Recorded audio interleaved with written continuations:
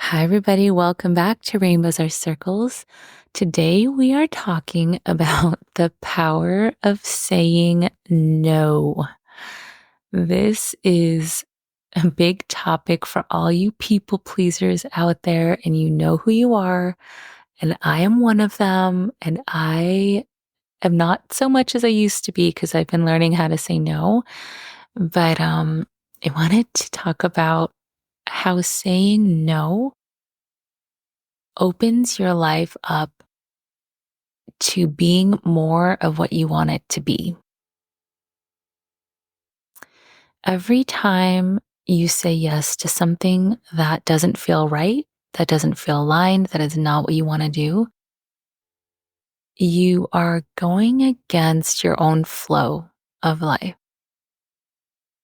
You are cutting off other options that would be more of an exciting yes. There's a saying, if it's not a hell yes, it's a hell no. And I know that the idea of saying no can feel very selfish and uncaring and unkind because sometimes it is necessary and it is important to say yes to things that we don't want to do in order to help others that may not be able to help themselves, or just to help somebody out that is in need of it. And so please recognize that I'm not saying just to say no to everything that you don't feel like doing. Okay. That is not what I'm saying. There are times when it's appropriate to put our needs to the side so that we can be there for other people. For example, if you have a child and you're really tired and you just want to sleep, but your baby is crying and you really don't feel like getting up to soothe your baby, that might be a time to put your needs to the side and go and tend to your baby. Okay. It could be a time to also tell your partner to go tend to to the baby because you did it the last 3 times and you need to rest. Okay, so it's, take it all with a grain of salt, but there are other times when I'm talking more about if you are constantly saying yes to things that you don't want to do, just for the sake of making other people happy, just for the sake of avoiding conflict, just for the sake of keeping peace or harmony in your relationships. Again, to an extent, sure, say yes to things if you don't feel like doing them to help other people out. But if this is a habit that you constantly do so that you are not having your own needs met, then it's time to learn how to say no. And I know it's hard because you don't like disappointing people. You're afraid that people will be upset with you, right? And you don't want to come off as being mean, unhelpful, unkind. You want to be known as somebody that is helpful. I get it. And you still have to take your own needs into consideration. Okay? So I'm going to give you an example of a recent time when I said no. And it was hard for me. But after I did it, I was like, oh my gosh, I feel so much better because this guy was stressing me out.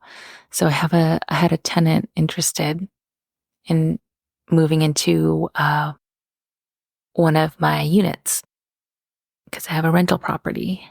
And there were just a lot of red flags that he would be a very difficult tenant, that he wasn't trying to do anything for himself. Like he was just asking all these questions that he could have easily known by reading the description of the property or just by looking at Google Maps. And so I was tending to him. I was answering all his questions.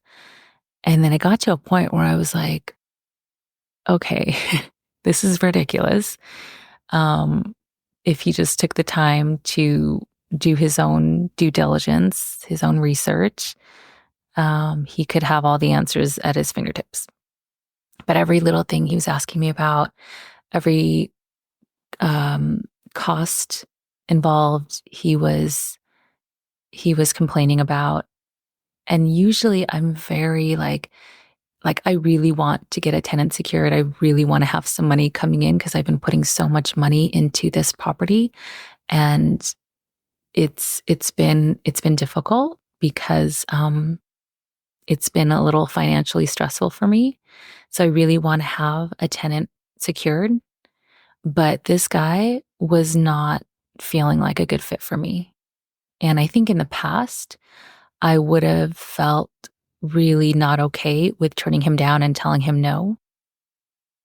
But now that I value myself and my time and my property more than I used to, I was like, you know what? I actually don't want him living in my place. And I don't want the stress. And I mean, if he's already causing this much stress and being this much trouble, I don't even want to imagine what's going to happen if he moves in. So I just told him in a nice way, basically, that it wasn't a good fit and I wished him luck finding another place. And I would have never done that even probably a year ago. And I felt so relieved once I did that. And like, yes, I may not have a tenant this month, and that's going to be a little bit of a financial strain for me. But still, I would rather have that than have a tenant that would potentially be really, really difficult and maybe even cost me more money in the long run. So it felt really good, y'all, to say no to him. And, we don't have to put ourselves in situations that we know are going to be not worth it for us, that are going to be really stressful or just not a good fit. Like intuitively, I was just like, this doesn't feel right. And I used to override my intuition all the freaking time because I wanted to make people happy, because I wanted to keep the harmony and the peace around me. And whenever I did that, I was putting my own needs, my own happiness, my own peace of mind on the back burner and not doing that anymore. I value myself too much. I I know that and I trust in that things are going to work out better for me. A different, better tenant's going to come along. And it's a little scary not knowing when. And it's stressful financially to not have this tenant secured. But I'm just trusting. I've learned to just stop forcing things to happen and to just stop when something doesn't feel right and to trust. And it's not easy. It's a practice, and I'm practicing it.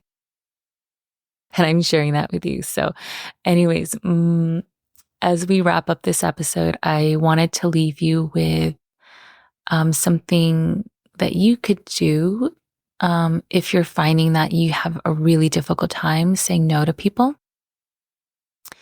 If there is a situation in your life right now where you really want to say no and it feels like the right thing to say no, but you feel really bad about doing it or for whatever reason, um, you know, try try starting there or try starting with, a small, easy no. You don't have to start with like the biggest, hardest thing right off the bat. But how can you say no to something that doesn't feel right to you this week?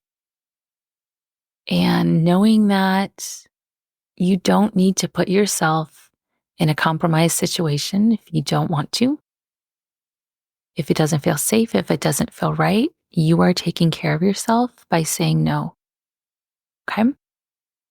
And again, I'm not saying don't tend to your baby when they're crying because you're tired, or don't, you know, take this to like a crazy extreme.